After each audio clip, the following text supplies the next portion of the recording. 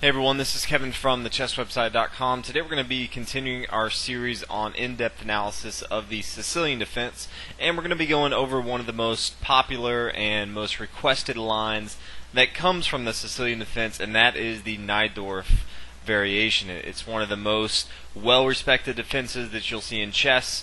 It's played on all levels of chess, even up to the top.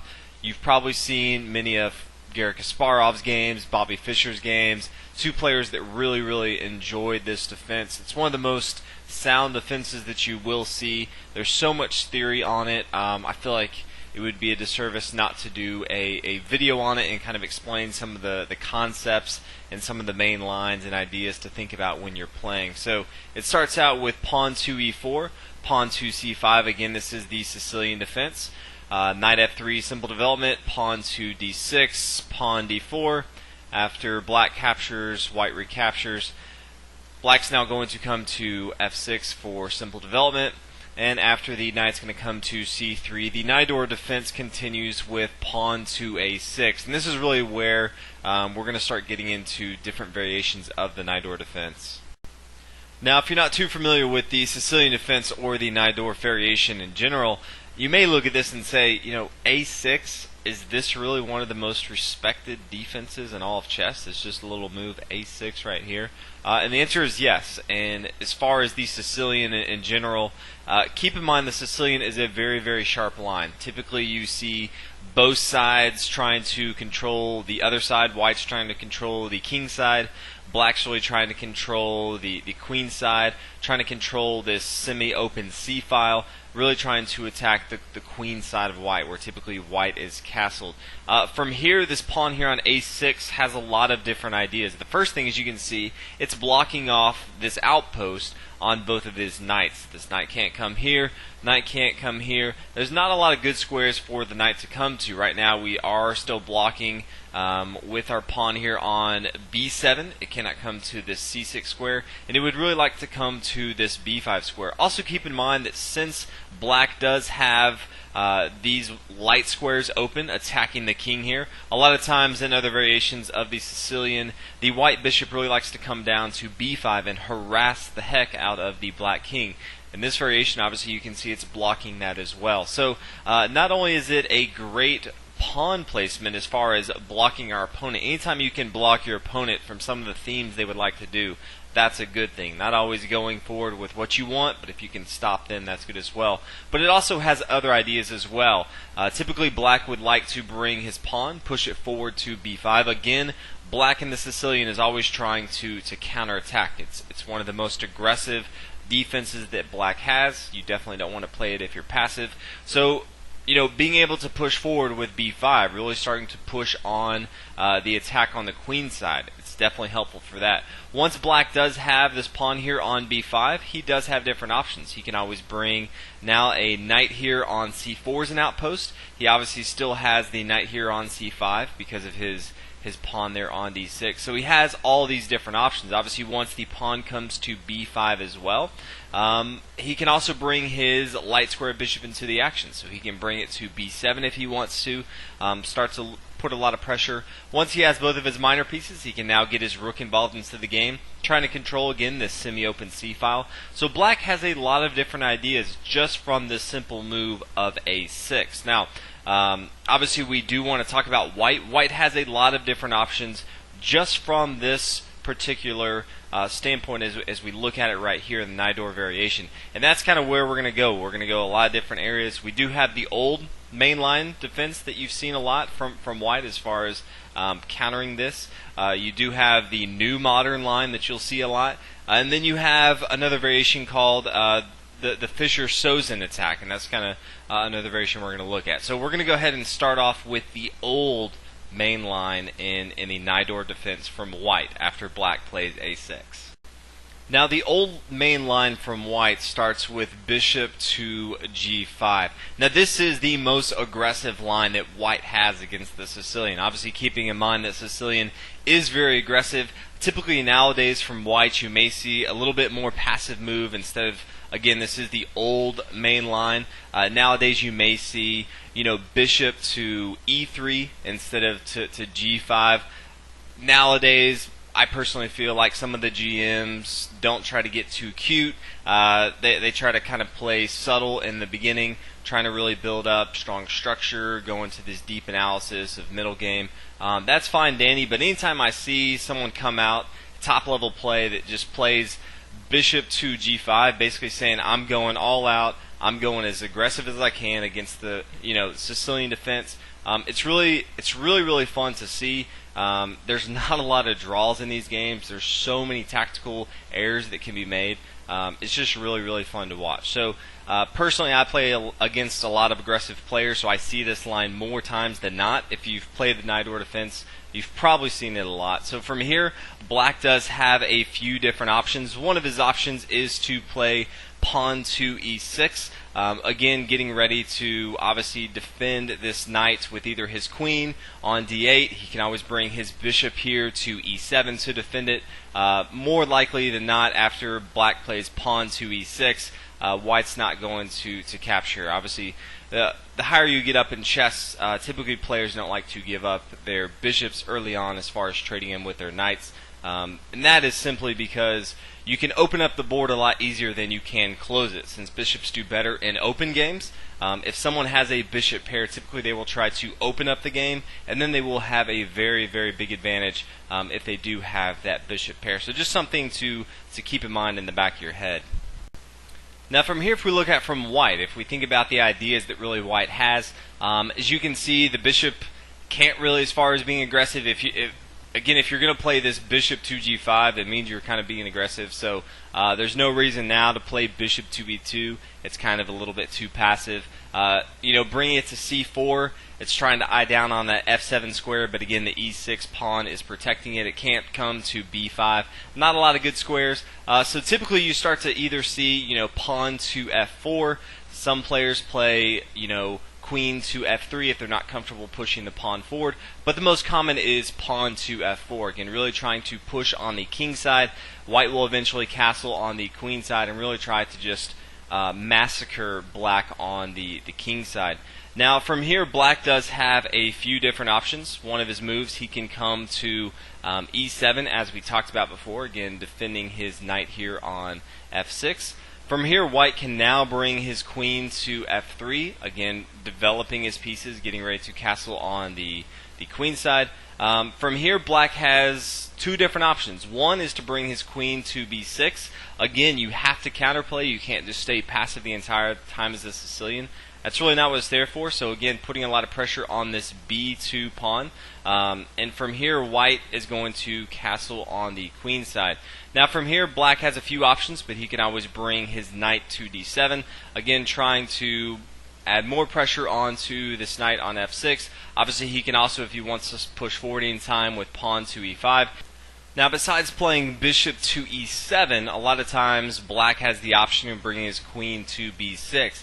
If you've ever heard of the poison pawn in the Najdorf defense, this is what it refers to, bringing the queen to b6. This is one of Garry Kasparov's go-to defenses. So anytime he comes out and says, hey, in the Najdorf defense, this is pretty much what I'm going to play, this is what I've studied and what I think it's the best, I pretty much am going to agree with him. He was pretty good at chess. So take it for that what you will and play whichever variation you want.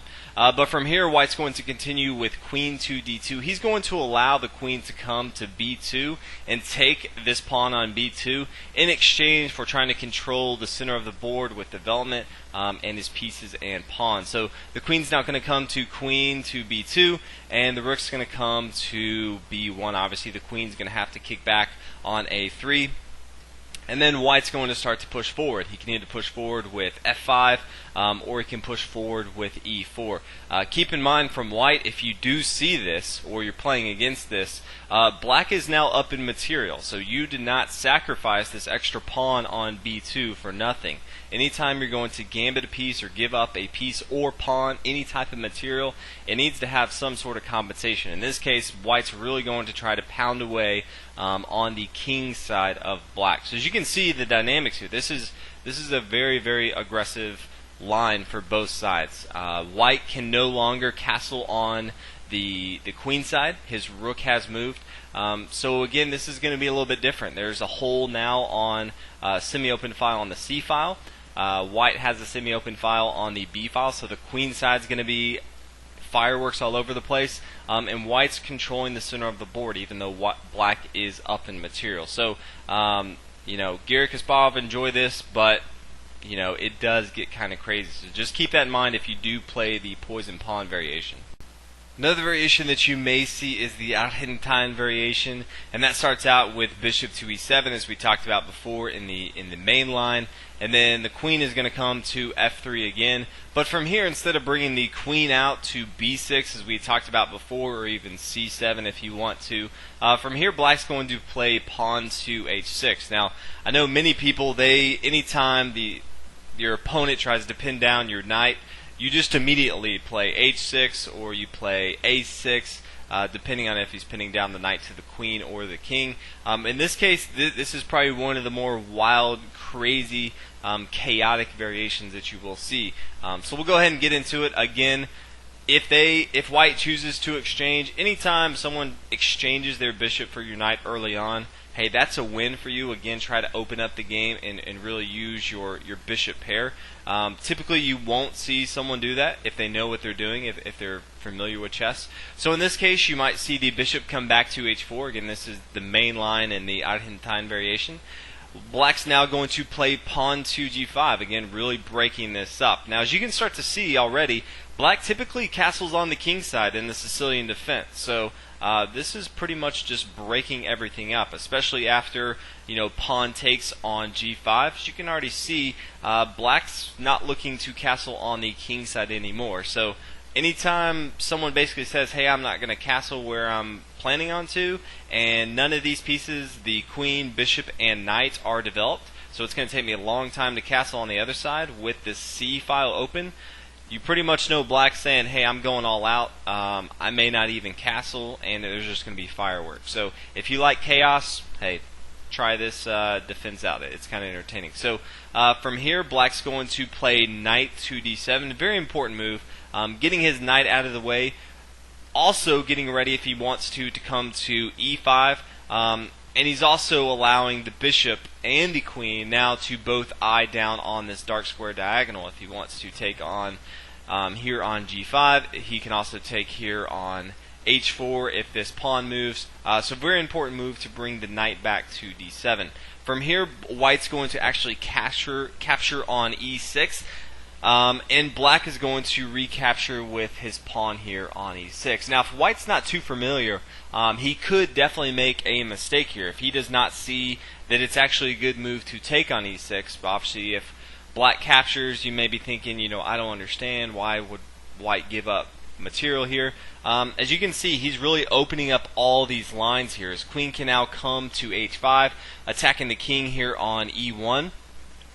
The king's going to have to come to f8, and then the light square bishop can come to b5. Now, even if you look at this, you'd say, Kevin, I don't understand. Why would you bring your bishop to b5? Like, you're just asking for it to be taken right here with this pawn here on a6. But what it does is it also allows you to open up the door if you want to castle on the king side. You can also just bring the rook to f1. It's going to be really, really hard for black to cope with all of the stuff that you have going on here. Obviously, white has the queen here on h5. A lot going on.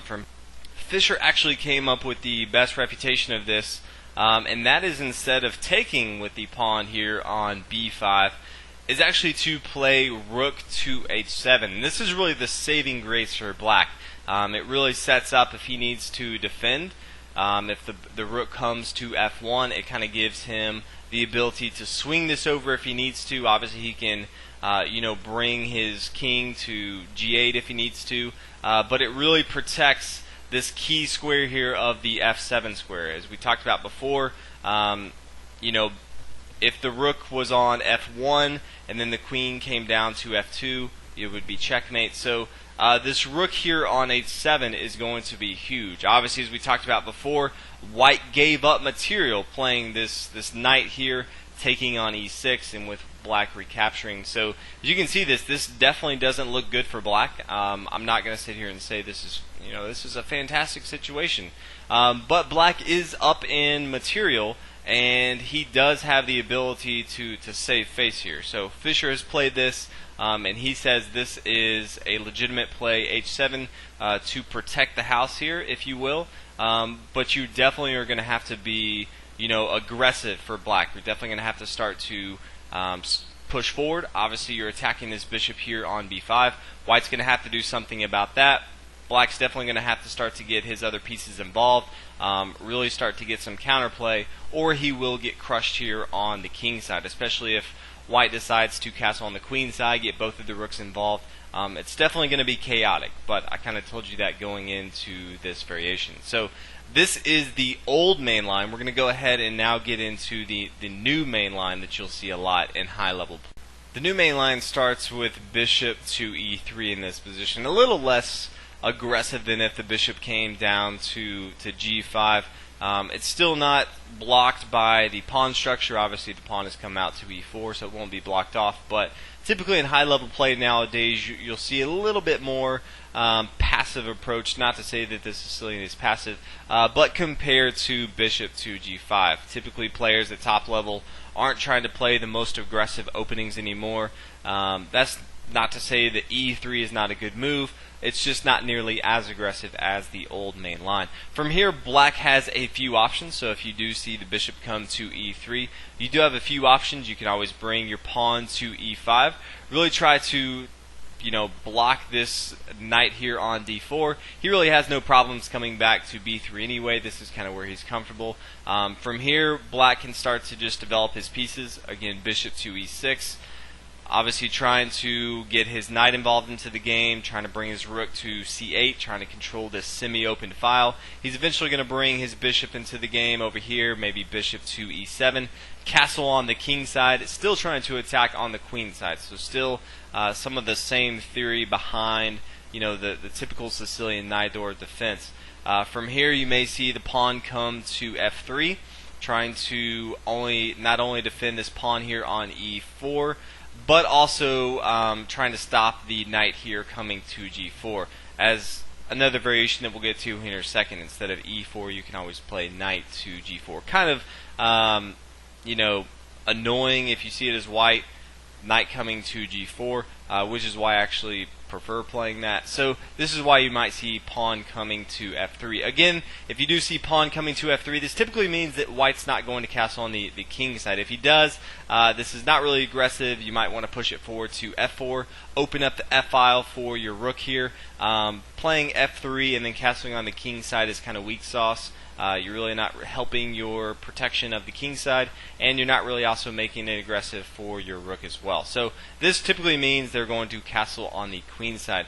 From here, black can continue with knight to d7. Again, he can always bring it to c6 if he wants to, but this will allow him to bring his rook right away to c8 and really control that long semi-open file. From here you may see queen come to d2, getting ready to castle on the queen side. From here, black can really start to push forward. He can bring his pawn to b5. Again, he can always bring his rook to c8 if he wants to. A lot of times you will see this push to b5 right away, kind of hoping that white will castle on the queen side first, and then, because if you see that, then black can push forward with b3. Kind of an annoying move. Again, white now has to move his knight here. So instead, a lot of times from white, you will see a3 first, or you may even see a4 first, putting a lot of pressure on black, trying to have him decide where he wants to go. Now obviously if these come off the board, then white may revisit the option of castling on the king side. Obviously if he's going to give up this this long a file or semi-open a file, it's going to be much harder to protect the queen side. So depending on his idea of how he wants to attack, he can either castle on the queen side or he can push up with this a pawn to a3. A lot of times you may also just see a4, really trying to put a lot of pressure on black. So very common just to see a4. Now if we come back here, as we talked about before, black has the option of coming forward with e5. He can also either just come to e6, or a lot of times I actually recommend playing knight to g4. This is kind of a pain in the rear for white. Obviously you're trying to exchange pieces. You're trying to exchange your knight for the bishop. As we talked about before, early on this is advantageous if you can trade those off, even though they are technically both worth 3 points. Now this knight is being protected by the bishop here on c7. If you've watched the other dragon variation, you know that from here white can always come down and check the king here on b5. But the great thing about the Najdorf defense is this pawn here on a6. Again, very, very key outpost here on b5 that it's protecting. So black no longer has to worry about the bishop coming down to b5, which makes the knight here on g4 that much more fun to harass the bishop here on e3. So from here, white can continue with bishop to g5, black can continue with h6, then bishop h4. Again, these are standard moves, pawn to g5. The white bishop is just going to be kicked back.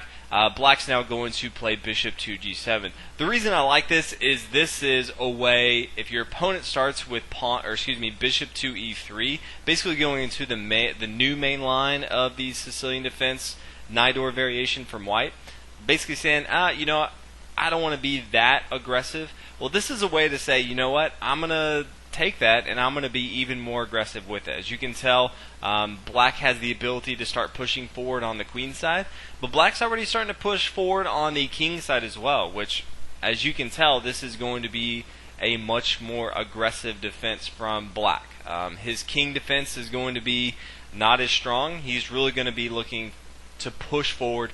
White doesn't have as strong a center control here. Again, he can always push forward with his pawn on e5, kick this knight off. He can start to develop his pieces. So this is going to be a very, very aggressive line from black here. Now also keep in mind, if you look at this, that white does still have the option here to castle on the king side. So you're not really sure where white's going to end up. He hasn't moved any of his pawns on the f-file. So there's a lot of different options. This is kind of why I like this idea in the new main line. Now the next idea is the Fischer-Sosen attack. It's a different variation than we've seen before, so I'll go ahead and get into that. Now you won't see this variation as much, but anytime Fischer's named after a variation, I feel obligated to talk about it, since he spent time to analyze it and deemed it necessary to play a lot. We'll go ahead and talk about it. And that is, instead of actually bringing the dark squared bishop into the game, he's going to bring the light squared bishop into the game. He's going to attack this f7 square right away. Now, obviously, this is the weakest square from black in the early part of the game. So first thing black wants to do is he wants to thwart that attack, and he's going to play pawn to e6. Typical logical move, again, making it very hard to continue to attack this. From here, white's going to push back. He's going to play bishop to b3. This is very, very common for Fischer. Anytime you've seen him play, he likes to bring his bishop out to c4, and then he kicks it back to b3 and just tries to harass this long, light diagonal the entire game. Now, why does he play this right away? He could always castle on the king side, but he really doesn't want the pawn to come to b5 with tempo. So instead, he just goes ahead and brings his bishop back to b3.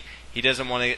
He could do them either way, but he's like, you know what, I'm going to come back to b3, because if he doesn't come push forward with b5, we may want to have different options. We may want to castle on the queen side. We may want to do something else. That's why the bishop's coming back to b3 first, and not allowing black to push forward and making that choice for white. So from here, typically you'll see either bishop to e7. If you're really aggressive, you may just want to start pushing forward with b5, really starting that attack here. White can do a lot of things. He can bring his bishop, if he wants, down to g5. He can castle on the king side.